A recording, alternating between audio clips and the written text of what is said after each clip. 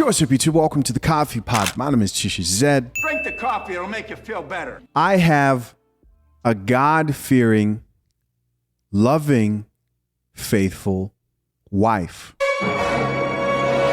Denzel Washington, everybody. Let's check it out. You know, I have a God-fearing, loving, faithful wife who has taught me so much about family. I'm from a broken home. Seeing her consistency in really running the household while I'm out hunting and understanding the importance of family. And, you know, I protect her, I love her, and I provide for her. You know, they talk about the roles we have. No, that doesn't mean one role is more important. Yes, I'm the breadwinner, but my children are winners because of my wife and the type of house she's established So she's the type of home she established. Wow. I'm going to play that one more time, man. One more time. You know, I have a God-fearing, loving, faithful wife who has taught me so much about family. I'm from a broken home. Seeing her consistency in really running the household while I'm out hunting and understanding the importance of family. And, you know, I protect her, I love her, and I provide for her. You know, they talk about the roles we have. No, that doesn't mean one role is more important. Yes, I'm the breadwinner, but my children are winners because of my wife and the type of house she's established So she's the type of home she established. I thought those were some profound words there from Denzel. I've got a lot of respect for Denzel, man. And I think a lot of men do. Denzel Washington seems to have managed to really protect his reputation. And it couldn't have been easy. But in this video, he's talking about his wife. And listen to the words that he's using to describe his wife. He ends what he says by saying, "My children are winners because of my wife. They won because of my wife." As you guys know, here on the Coffee Pod, we talk about marriage and relationships and what marriage has become. And I like the way James Saxton put it. Some people believe the technology of marriage doesn't really work in our society. Some people believe it still does, depending on the mindset of the individuals. And I think that's true. More true than not. But I think there's a lot here that Denzel said that can be beneficial for both men and women. I've always thought that the greatest gift I could give to my children, because I plan to give my children a two-parent household, but the greatest gift I could give them was a good woman, a good wife. And when you think about it that way, it changes how you look at the type of woman you pick, especially if your goal is to raise children. Now, this isn't necessarily a discussion about marriage in the context of family court and the problems with the legal side of marriage, but this is more cooperation for men who are interested, might be thinking of, or do plan to get married, raise children with the woman, however you want to do it. I think the goal changes the type of woman you pick for that family that you want to raise. And him saying my children are winners lets me know that he picked the type of woman that would produce great children. The woman is the caretaker. She's the first sort of counselor, teacher of those children. He said, while I'm hunting, she was running the household. And he was clear to let everybody know that he protects, he loves his wife, and he provides for his wife. And he also stated no role is more important than others. I think that's also really important to mention. But I just want to touch on that topic of my children are winners because of the mother they have, right? That statement he made. I probably didn't quote him exactly, but it was somewhere along those lines. I think a lot of men and women who are out here picking men don't think of the type of man who'll be best for children. And these people intend to raise children. These people intend to have a family. And what I mean by this is a lot of people think of marrying the woman who they think is the most sexually attractive, and that's about it. Or I have a lot of fun with that chick. Marrying the woman who you have the most fun with might ensure that you have a good time, but that may not translate to the type of woman who may make a good wife for a household, who may make a good wife to take care of children. There are a lot of chicks out here who like to party, right? Drink, party, hard, all types of shit. And you will have fun with these women. Men make the mistake sometimes of connecting with these women on a real level, man, and maybe even loving these women. It's not hard to fall in love. And they think, oh, I want to marry her, you know, we connect and we have a great time together. They don't think of the long-term goal and vision in mind. A lot of chicks do this. You know this by them being single mothers, or you see the men who they decided to give their womb to. Oftentimes, especially if you look like baby mama culture, the women who want to reproduce with and have that first like exciting, intimate relationship with are not the same type of guys who they want to raise up those kids. Dualistic mating strategy.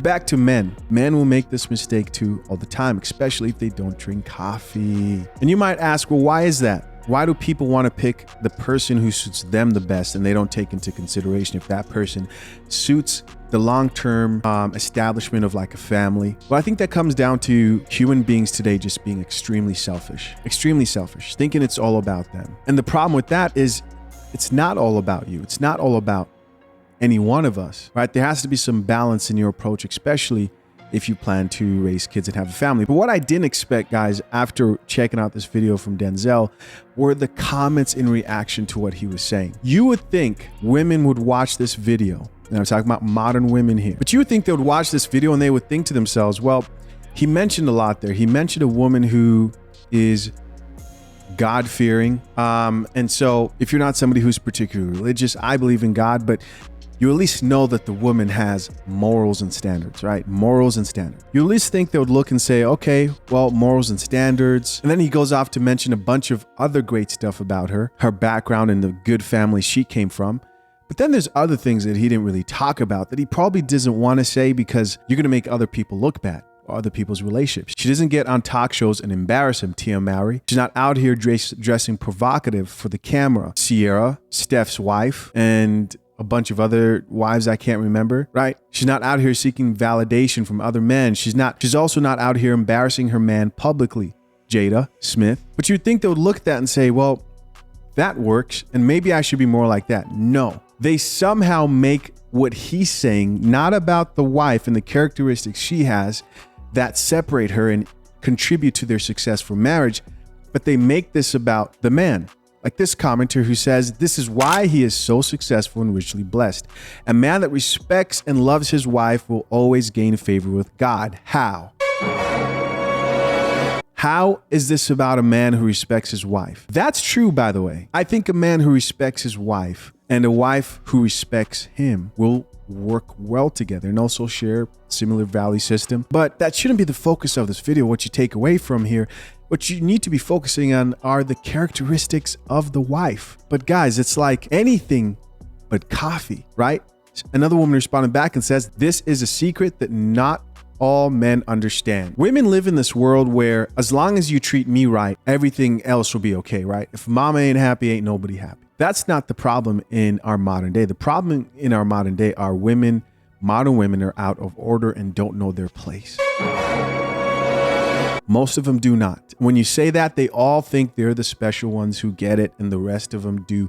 But if you look at their lives, single, alone, struggling, and worst of all, not caffeinated. What's up with that? Here's another comment that says, a real man respecting and protecting his wife and family. What about all the stuff he said about his wife? What about what he said about his wife? Are you just going to ignore what he said about his wife? Here's another woman who says, I remember reading somewhere that the best thing a man can do for his children is to love his wife. I wonder if it was the book of Sympology. Another comment here says, this is one of the reasons why I love this man so much. He loves his wife. Have you asked the question, why does he love his wife? Because he just said it.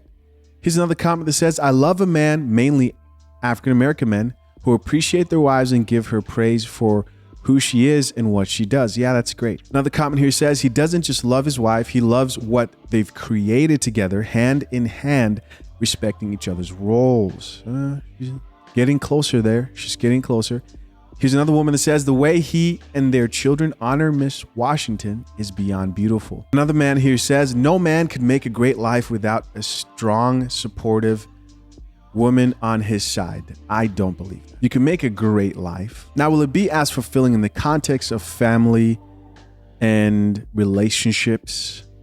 I think that's where things get difficult. Because guys, I've told you, I worked in senior homes for a long time. I saw the people who didn't have family, the women who never had kids.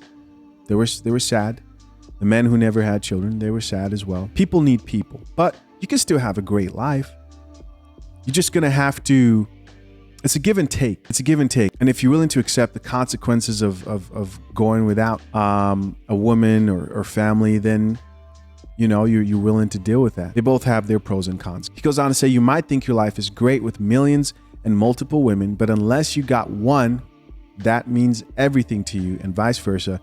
You're not really living. Now, I do agree with that second part. As far as seeking meaning and chasing women, especially multiple women, it's a life of emptiness and no true satisfaction in the end. And the only people who think that it fulfills you are the people who just haven't experienced it yet. Another comment here says, he always speaks so highly of her, and so does her children, a great woman. Another person here says, a man who understands. I love that. He articulated that so well. Here's a woman who kind of caught what he was saying and was able to, seems like, take a small sip of coffee, tiny sip. She says, yikes. He makes a good point. Being a housewife these days is frowned on. He's elevating it to a level I've never heard of from a man. Food for thought. The question is, frowned on by who? Frowned on by feminists? Frowned on by modern women who want to be strong and independent until bricks are flying everywhere? Ooh.